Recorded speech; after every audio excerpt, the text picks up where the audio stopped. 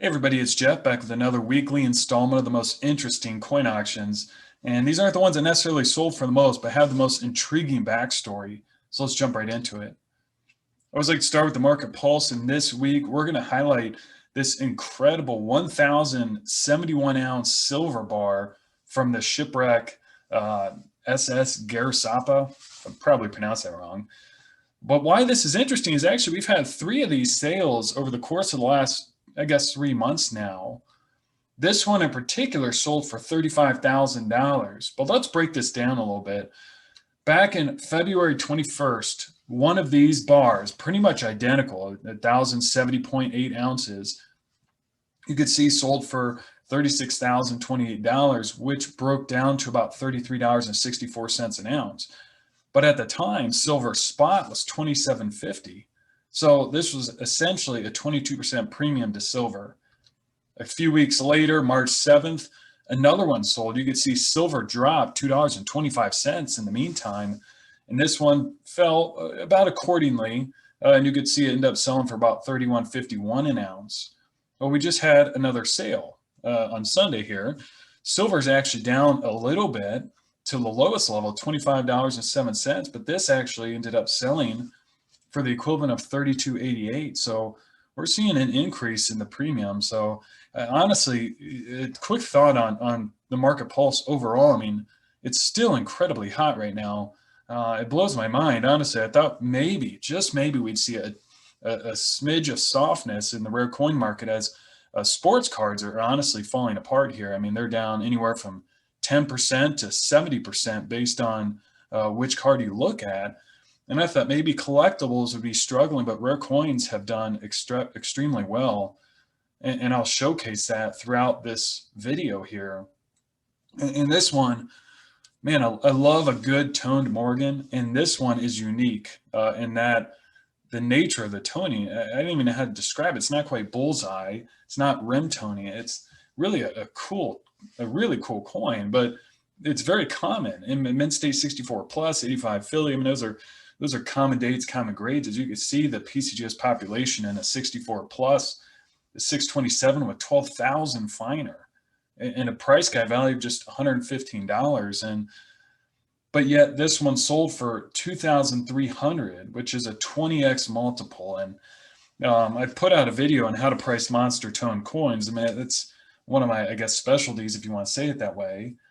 And this is definitely on the higher end of things. And we're seeing, even in that video, I think I mentioned that most monster tone coins sell for anywhere from about 3 times PCGS value up to maybe 15.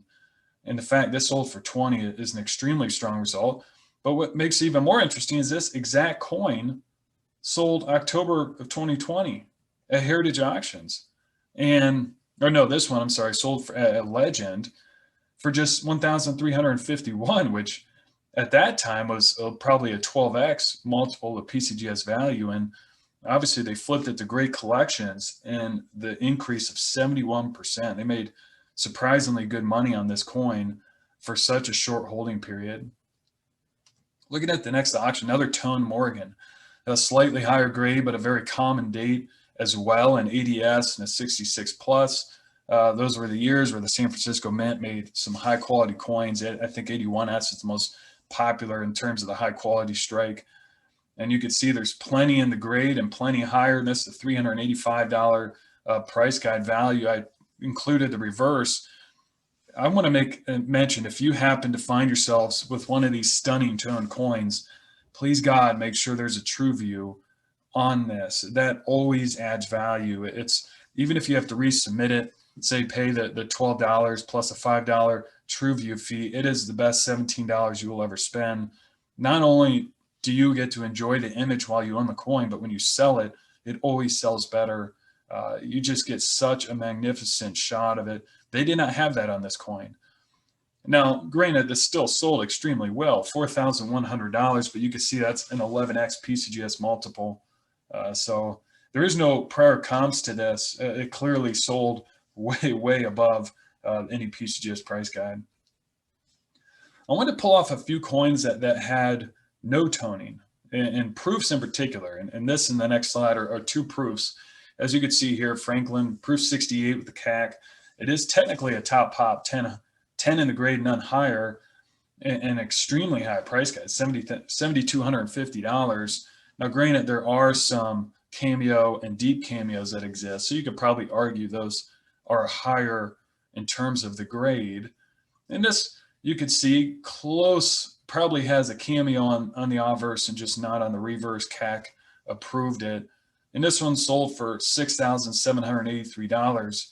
Now, if you look at it versus the price guide, I guess you could say it's down a little bit, but that's not really a fair comparison, because typically on non-toned coin, price guides are a little high. We did have a comp that was pretty much an identical coin. It wasn't this exact coin, but back in June of 2020, as you could see there, a proof 68 with a CAC sticker, I pulled up the coin and it looks almost identical to this one. That sold for $5,462, also on great collections.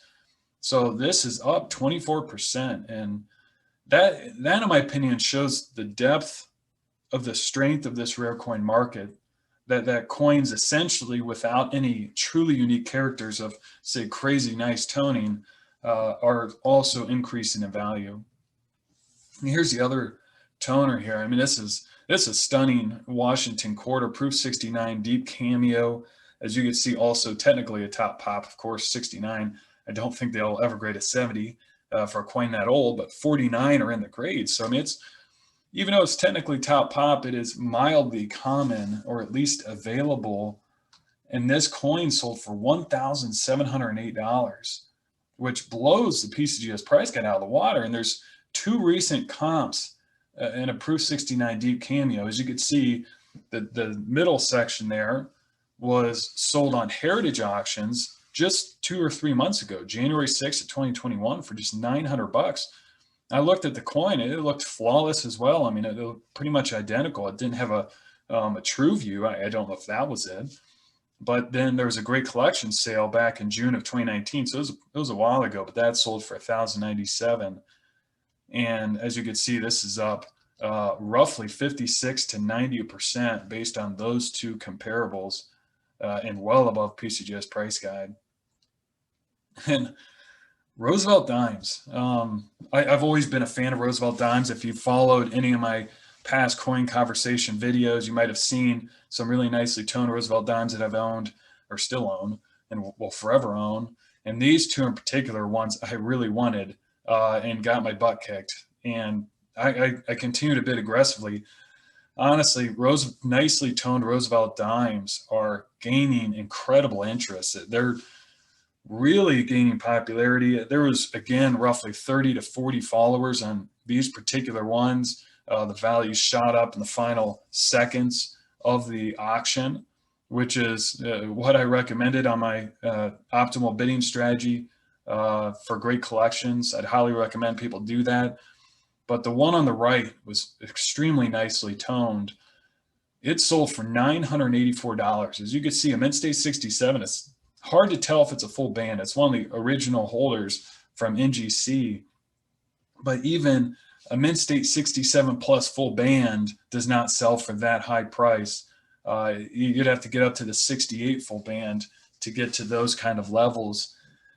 And the one on the left was really the one I wanted. I mean, that incredible deep blue is just absolutely stunning. I get the sense that maybe these old holders helped that tone.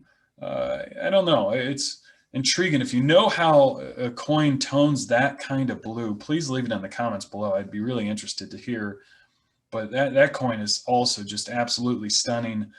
And it sold for $1,462, an impressive 30x multiple, 37x multiple of PCGS value, and essentially the equivalent almost of a 68 full band. So the last auction, we have a really nice proof type 1 Buffalo nickel. And again, in an older holder from NGC.